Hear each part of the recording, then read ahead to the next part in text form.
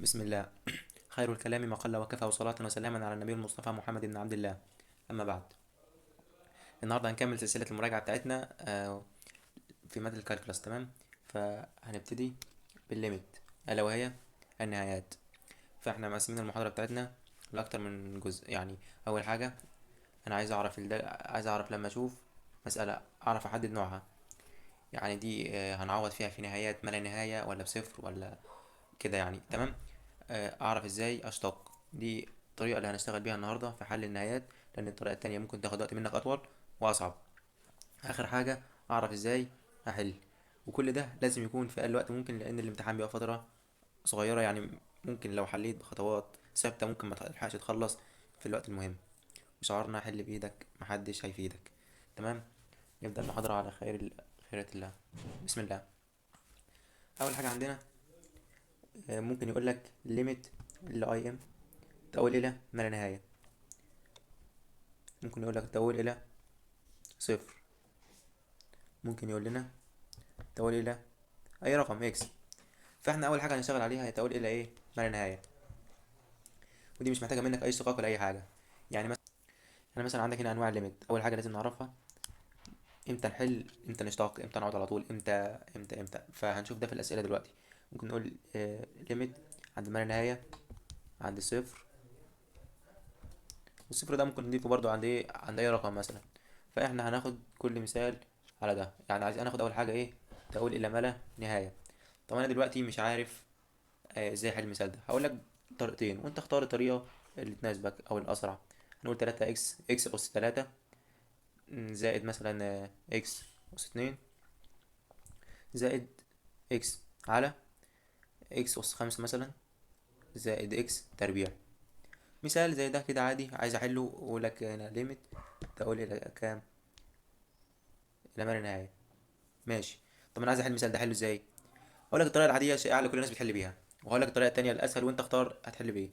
هناخد كل حاجه من دي نقسمها على اكبر اس. انت اختار، عايز تحل بالمقام تمام، عايز تحل بالبسط تمام. على اكبر اس في المقام. انه اكبر اس هنا 5. هنقسم كل واحد فيهم على 5. هنقول اكس اس 3 على 5 على اكس اس 5 زائد اكس اس 2 على اكس اس 5 زائد اكس على، معلش، اكس اس 5. تمام. هنشد خط كسر كده ونقول اكس اس 5 على اكس اس 5 زائد اكس تربيع. تمام، على اكس اس 5. تمام. وبعد ده كله هنختصر، هنشيل اكس اس 5 مع اكس اس 3 هيدينا اكس اس سالب 1 على اكس تربيع. اول حاجه عندنا انواع الليميت. ممكن نقول ليميت تقول الى ما نهايه، ممكن نقول تقول الى صفر، ممكن نقول تقول الى اكس اي رقم. مش لازم يعني تقول الى صفر برضه، ممكن نضيف الرقم ده. فاحنا اول حاجه عندنا هناخد تقول الى ما نهايه واعرف ازاي احلها. هقول لك الطريقه الشائعه اللي كل الناس بتحل بيها، وهقول لك الطريقه الاسهل اللي انا بفضلها يعني واسرع في حل في الامتحان عشان ما نضيعش وقت منك كتير. هنقول تقول الى ما لا نهايه تساوي اكس تربيع زائد اكس على اكس اس 3 زائد اكس اس 2 مثلا. تمام. عايز احل السؤال ده هنشوف اكبر اس عندنا ونقسم عليه. اكبر اس عندنا 3 اكس اس 3. هنقسم بسط ومقام على اكس اس 3. هنقول اكس تربيع على اكس تكعيب زائد اكس على اكس تكعيب على اكس تكعيب على اكس تكعيب اللي هو هيدينا واحد بس نكتبه خطوات. تمام. زائد اكس تربيع على اكس اس 3. طب انا عايز احل السؤال هختصر. ده مع ده هيدينا واحد على اكس زائد واحد على اكس تربيع. على الآلة ممكن تطلع لك على الحاجة دي، أو ممكن نطرح لما اسمة الأسس طرحها. هنا 3 - 2 1 تحت. تمام. على، وهنا برضو 3 - 1 يدينا 2 على اكس تكعيب على اكس تكعيب يدينا واحد زائد اكس واحد على اكس، معلش، واحد على اكس. تمام. واحد على ما لا نهاية كلنا حافظين ان واحد على ما لا نهاية بصفر. واحد على ما لا نهاية تربيع ليها واحد على ما لا نهاية برضو بصفر. وده واحد، وده برضو واحد على ما لا نهاية بصفر. يعني في الآخر الناتج اللي طلع معانا في الآخر صفر على واحد، وصفر على أي حاجة بصفر. ممكن أعمل الخطوات دي كلها. بس انا عندي طريقه احسن بكتير. هنقول ليميت اكس تربيع زائد اكس على اكس تكعيب زائد اكس تربيع. طب الطريقه بتاعتك يا باشمهندس طريقه وخدها وامشي عليها، قانون ثابت لا يتغير. لو رقم واحد، لو أس المقام أكبر، الإجابة وأنت مغمض عينيك الإجابة صفر. طيب يا باشمهندس صفر طلع أس البسط أكبر، مش عايزين نضيع وقت، هتحل بنفس الطريقة وهتشوف الناتج في الآخر نفس في الحركة، في المسألة اللي عملناها في الأول نفس الموضوع. هنقول رقم اتنين، لو أس البسط أكبر، الإجابة وأنت مغمض عينيك أي سؤال تقابله بس لازم تكون تقول لي إيه ما لا نهاية، الإجابة هتطلع إيه ما لا نهاية. طب يا باشمهندس افرض لقينا أس البسط قد أس المقام، أعمل إيه؟ دي الحالة التالتة اللي عندنا. لو أس الأسس مالها متساوية، المعامل بتاع الأس الكبير على إيه؟ على المعامل بتاع الأس الإيه؟ الكبير. طب أنا عايز أشوف أسئلة عشان أعرف أطبق، أشوف نفسي فهمت ولا لأ. أجيب لك أحلى أسئلة. عندنا هنقول مثلا نبدأ بأسئلة كويسة.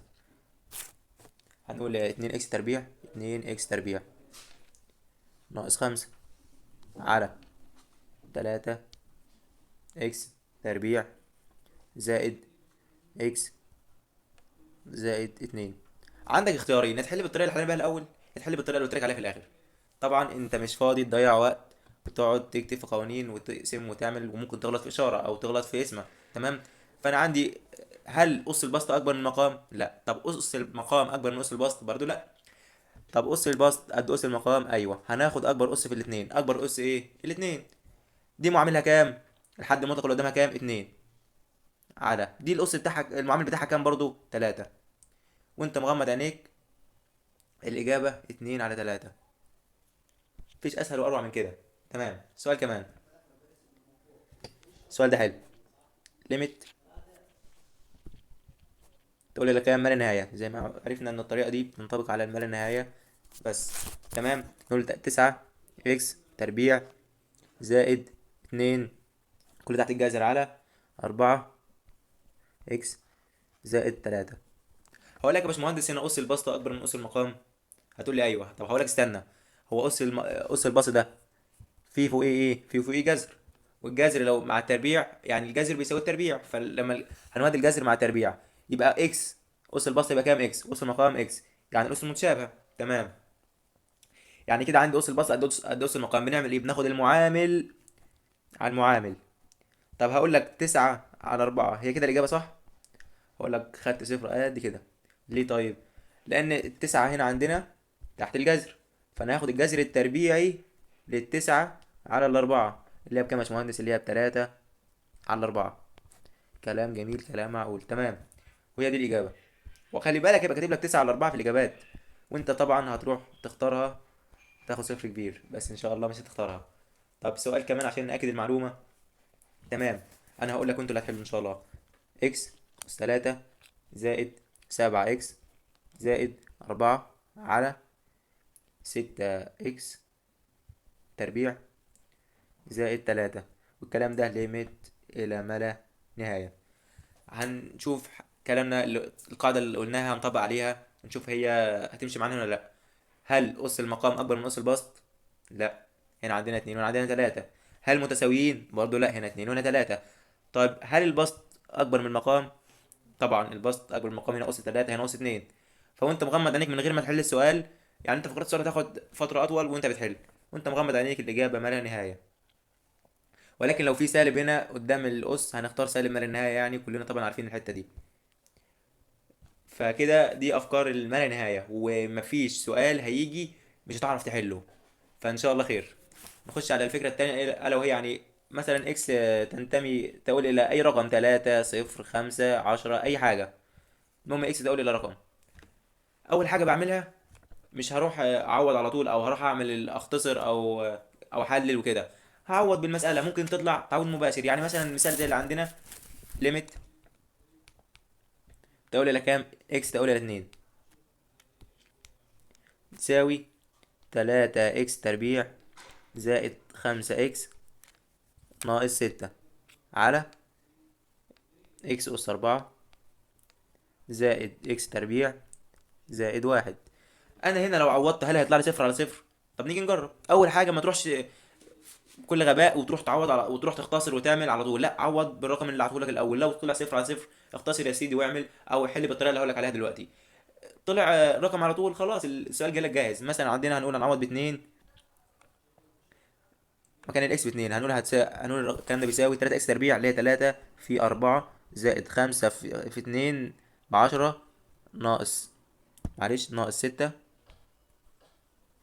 تمام، على 2 أس 4 اللي هي ب16 زائد 4 برضو زائد 1. هل الكلام ده يطلع صفر على صفر؟ طبعا لا. فاحنا كده عوضنا هنا طلع برقم على رقم. خلاص يا باشمهندس، سيبها زي ما هي كده، اختصر على الآلة أو احسب على الآلة وهيطلع الناتج. الناتج ده هتلاقيه في الاختيارات، هتختاره على طول. طبعا لو السؤال ام سي كيو. تمام تمام. طب عندي سؤال زي ده، ليميت اكس تقول الى كام؟ 2 برضو. هنقول اكس تربيع ناقص 4 على اكس ناقص 2. طب انا سؤال زي ده هحاول احله. هنقعد من 2، هيبقى 2 تربيع ب4 ناقص 4 على 2 ناقص 2. الكلام ده بيطلع صفر على صفر. وعندنا في الرياضة يا باشمهندسين مفيش حاجة اسمها صفر على صفر، كمية غير معينة. طب أنا أعمل إيه في السؤال ده؟ هقول لك الطريقة اللي بتحل بيها، وهتعك معاك كتير قوي في مسائل مش هتعرف تحل بيها وصعبة وهتطول أكتر. بس السؤال ده مش هيبان فيه عشان سهل شوية، فهنقول الطريقتين وأنت تختار تحل بإيه. عندك الطريقة اللي كل الناس بتحل بيها، هنقول هنحلل اللي فوق. طبعا في ناس ممكن ما تكونش عارفة ازاي تحلل وكده، بس هنقول اكس زائد 2 واكس ناقص 2. تمام تمام، على اكس ناقص 2. هنختصر ده مع ده هيدينا اكس زائد 2 اكس زائد 2. هنقعد مكان اكس بكام؟ ب2، يبقى 2 زائد 2 ب4. تمام تمام. طيب دي الطريقة اللي كل الناس عارفاها وبتحل بيها. طب انا عايز احل بطريقة تانية عشان انا مش بعرف احلل يا باشمهندس. هقول لك اكس تربيع ناقص 4 على اكس زائد ناقص 2. اعمل ايه؟ الاشتقاق. طب انا ما بعرفش اشتق، هقول لك ازاي تشتق بكل سهولة جدا. عندك اكس تكعيب، ده انا عايز اشتقه. بعمل ايه؟ بنقص واحد من الاس واضرب في الاس القديم. تمام، مرة كمان. بنقص واحد من الاس، كانت اس 3 بقت اس 2، واضرب في الاس القديم. ضربنا في 3. طيب واحدة كمان نشتقها. هنقول اكس 2 اكس اس 8 مثلا. اشتقها ازاي؟ بنقص واحد من الاس اكس اس 7، والاتنين تنزل زي ما هي، واضرب في الاس القديم، هيبقى 16 اكس اس 7. مفيش اروع ولا اجمل من كده. طب ماشي يا باشمهندس، برضه حل السؤال اللي زي ده ازاي؟ هقول لك دلوقتي يا سيدي، ما تستعجلش. نمسح ده. طيب تمام، انا السؤال ده حليته بالطريقه الاولى. عندي الطريقه الثانيه، اشتق اللي فوق واشتق اللي تحت. القاعده دي اسمها لوبيتال، اللي هو اصلا بالفرنش يعني مستشفى. يعني ايه مشكله انا عايز احلها، فانا هحلها باكتر من طريقه. فانا الطريقه الاسرع واللي تخلصني بسرعه هي الطريقه دي. هنشتق الاول. نشتق ده اكس تربيع، هنشتقها ازاي؟ هنزل واحد من انا عندي المثال ده. طب انا عايز اشتق ازاي؟ زي ما قلنا دلوقتي، هننقص واحد من الاس ونضرب في الاس القديم. طبعا كلنا عارفين بلا استثناء انه الحد المطلق اللي المشتقة بتاعته بكام؟ بصفر. طب ده هننزل واحد من الاس، ناقص من واحد اللي هي هتبقى اكس اس صفر، ونضرب في الاس القديم. الاس القديم اللي هو كام؟ بواحد. يعني واحد في اكس صفر. اكس اس صفر كلنا عارفين على الاله، حط اي رقم على الاله والصفر بواحد. لو هنقول واحد في واحد بواحد ناقص اي حد مطلق المشتقة بتاعته بكام؟ بصفر. يبقى نقول 2 اكس على واحد. 2 اكس على واحد، هنقعد اكس ب 2، الاجابه تطلع ب4. نفس الناتج اللي طلع معانا هناك. طب يا باشمهندس انا شايف ان الطريقه دي صعبه. لا، مستاهلك عشان السؤال بس هو اللي سهل وعرفنا نحلل بسرعه وكده. في اسئله تانية بس صعب انك تحللها، وفي اسئله ممكن تضرب في المراوغ. طب انا لو عندي جذر تربيعي للاكس، عايز اشتقه ازاي ده؟ اشتقه عادي؟ لا، له حاجه كده احفظها. مشتقة الجذر واحد على 2 في الجذر في مشتقة ما بداخل الجذر. مشتقة الاكس بكام؟ في واحد. يدينا واحد على 2 جذر الاكس. طيب ماشي، سؤال كمان. جذر تلاتة، أربعة إكس مثلا، هي كانت أربعة إكس، أشتقها إزاي؟ هنقول واحد على اتنين في الجذر في مشتقة ما بداخل الجذر. مشتقة الأربعة إكس بكام؟ بأربعة زي ما عرفنا دلوقتي. طالما دي حدها واحد، لا المص بتاعها واحد، بناخد الحد المطلق. لو حد مطلق لواحد من غير إكس بتبقى صفر. لو أكبر من واحد بننقص واحد من الأس ونضرب في الأس القديم. تمام تمام. فهيبقى معانا أربعة على اتنين جذر أربعة إكس. دي مع دي هيدينا اتنين على جذر أربعة إكس. تمام تمام. طب أنا عرفت الاشتقاق بتاع الجذر يا باشمهندس، عايز أحل السؤال ده. ليميت جذر الإكس زائد الاتنين ناقص جذر الاتنين على الإكس. أحل السؤال ده إزاي؟ هنا تقول لي لا كام؟ إلى صفر. إكس تقول لي لا صفر. إكس تقول لي لا صفر. طب لو عوضت هنا هيطلع صفر على صفر، هيطلع مقسوم على صفر، يعني قيمة غير معينة. طب أنا عايزها قيمة معينة، هعمل إيه؟ هقول لك هنا بقى عشان تعرف ان الطريقه اللي قلت لك عليها اسهل. هنا ممكن اضرب في المرافق فوق وتحت واطير الجذر، وهقعد اضرب واقسم واعمل حاجات كده، حسابات كتير ممكن تلخبطك، وممكن تنسى اشاره في النص تبوظ لك الدنيا. هعمل ايه؟ زي ما حفظتك يا باشمهندس هنعمل. الجذر بنشتقه ازاي؟ هنشيل الكسر الكبير بتاعنا، واحد على اتنين في الجذر في مشتقة ما بداخل الجذر. مشتقة الاكس بواحد، مشتقة الاتنين بصفر، ملهاش اشتقاق سيبها. تمام تمام. ناقص مشتقة الاتنين جذر، مش هتفرق معانا جذر اتنين جذر مليون جذر الف اتنين تلاتة اربعة، كله في الاخر هيطلع بصفر ناقص صفر، لانه حد مطلق مفيش جنبي اكس. مشتقة الاكس بكام؟ بواحد. حط الكلام ده على الآلة. هنقول واحد، طبعا ده مقام هينزل هنا تحت، واحد على اتنين جذر الاكس. احنا قلنا الاكس بكام؟ بواحد. قلنا الاكس بصفر معلش، زائد اتنين، واحد على اتنين جذر واحد على اتنين في جذر اتنين، اللي هي بكام؟ واحد على جذر اتنين مضروبة في الاتنين. ده الناتج النهائي بتاعك. تمام تمام. ودي يعني مسألة شرسة شوية فهي صعبة، عشان كده لو ما فهمتهاش عيدها تاني. بس هي يعني ان شاء الله تمام معاك. يعني هي دي كل الافكار اللي عندك اللي ممكن تشتغل عليها. طيب حللنا سؤالين كمان يا باشمهندس. تمام ماشي. هحللك سؤال على النهايات، وسؤال على التسعة والارقام دي وكده والاشتقاق والحاجات دي، واسيب لك سؤال تحله في الواجب تفكر فيه وتكتب لي في التعليقات ان شاء الله. تمام تمام. سؤالين على الما لا نهاية والارقام العادية اللي هي الاشتقاق. تمام تمام. اول سؤال عندك ليميت تقول الى ما لا نهاية، الكلام ده بيساوي اكس تربيع زائد تمانية اكس اس خمسة على اكس زائد اتنين اكس اس خمسة. البسط قد المقام. ايوه، بعمل ايه؟ بشوف اكبر اس في البسط واكبر اس في المقام، واخد المعامل على المعامل. المعامل اللي فوق تمانية على المعامل اللي تحت اتنين، اتنين على تمانية باربعة. وتحل سؤال ما خدش في ايدك 10 ثواني. سؤال كمان على الاشتقاق. هنكتب اكس ناقص تسعة على جذر الاكس ناقص تلاتة.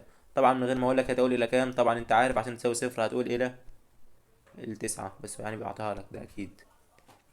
عوضت هيطلع صفر على صفر. طب اعمل ايه؟ اضرب في المرافق تحت واضرب في المرافق فوق، واجمع واطرح واقسم واعمل.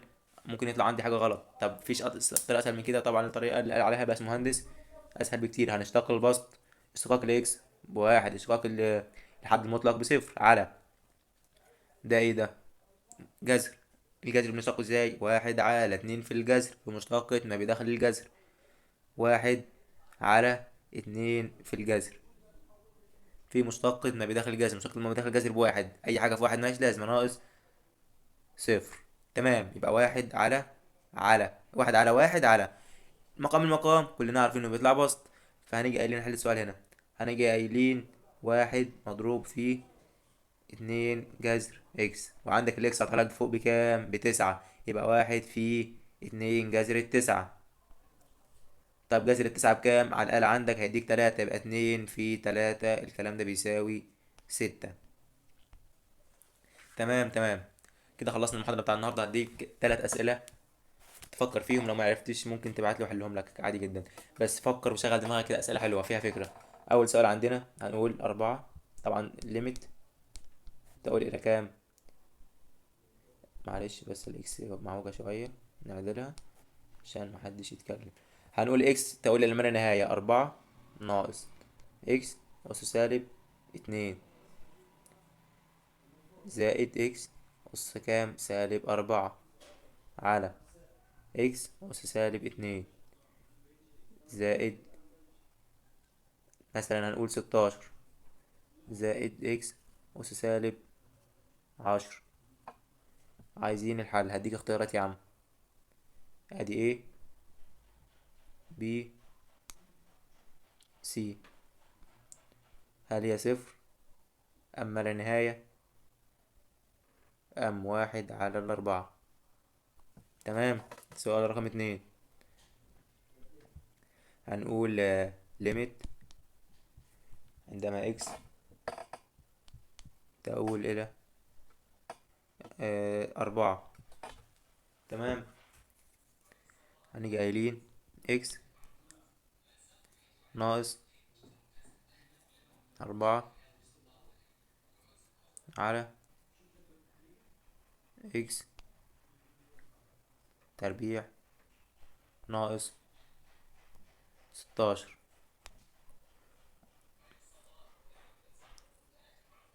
الاختيارات هنا واحد على تمانية، نقول هنا واحد على ستاشر. تمام. تمام، ما عنديش مشكلة. اكس أس أربعة ناقص واحد وتمانين على اكس أس تلاتة ناقص سبعة وعشرين. وهنا في اختيارات، حل بالخطوات وإن شاء الله تصل الناتج. أشكركم على الاستماع، ولو كنت فدتكم دعواتكم، وربنا معاكم ويوفقكم، والسلام عليكم ورحمة الله وبركاته.